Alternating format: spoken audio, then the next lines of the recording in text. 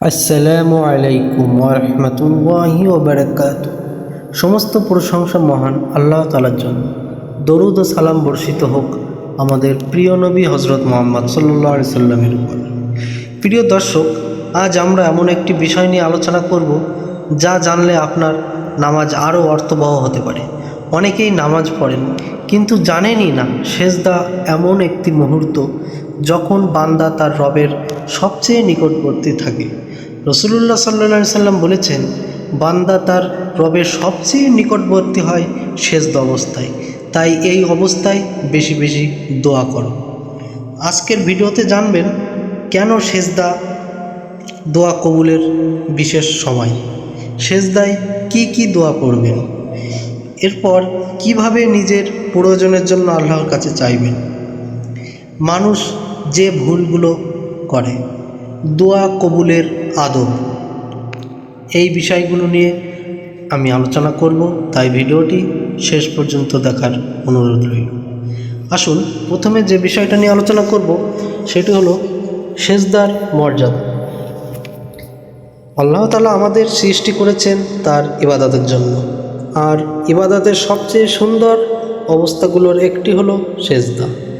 সেজদা মানে শুধু কপাল মাটিতে রাখা নয়, এটি হলো নিজের অহংকারকে ভেঙে আল্লাহর সামনে সম্পূর্ণ আত্মসমর্পণ করা।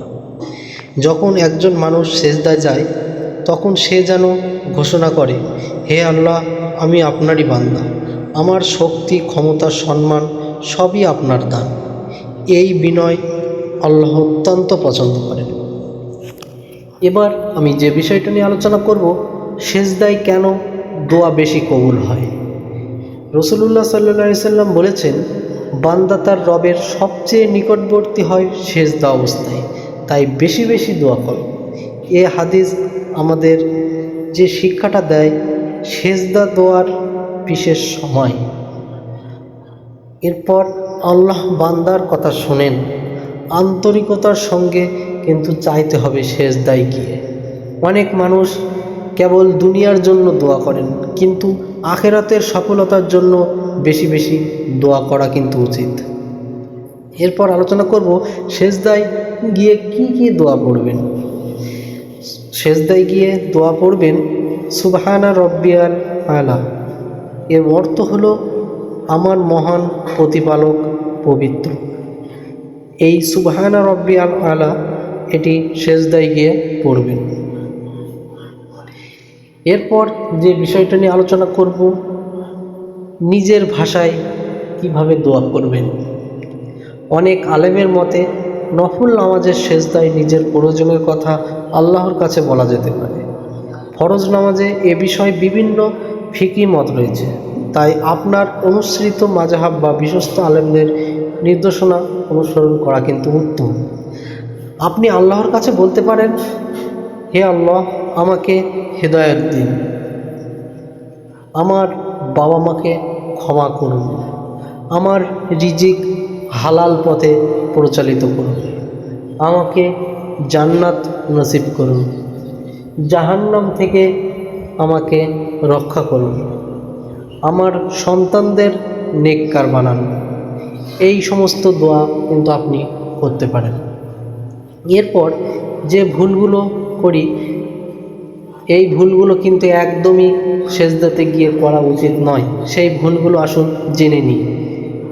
সেগুলো হলো খুব তাড়াহুড়ো করে সেজদা করা, এরপর দোয়া না করে সঙ্গে সঙ্গে উঠে যাওয়া, মনোযোগ ছাড়া মুখস্থ করা, লোক দেখানোর উদ্দেশ্যে দীর্ঘ সেজদা করা, নামাজের খুশু নষ্ট করা।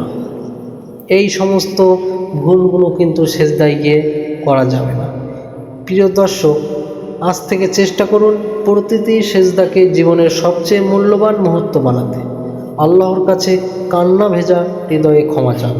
মনে রাখবেন, আজকের একটি আন্তরিক সেজদায় আপনার জীবন বদলে দিতে পারে, যদি আল্লাহ তা কবুল করেন।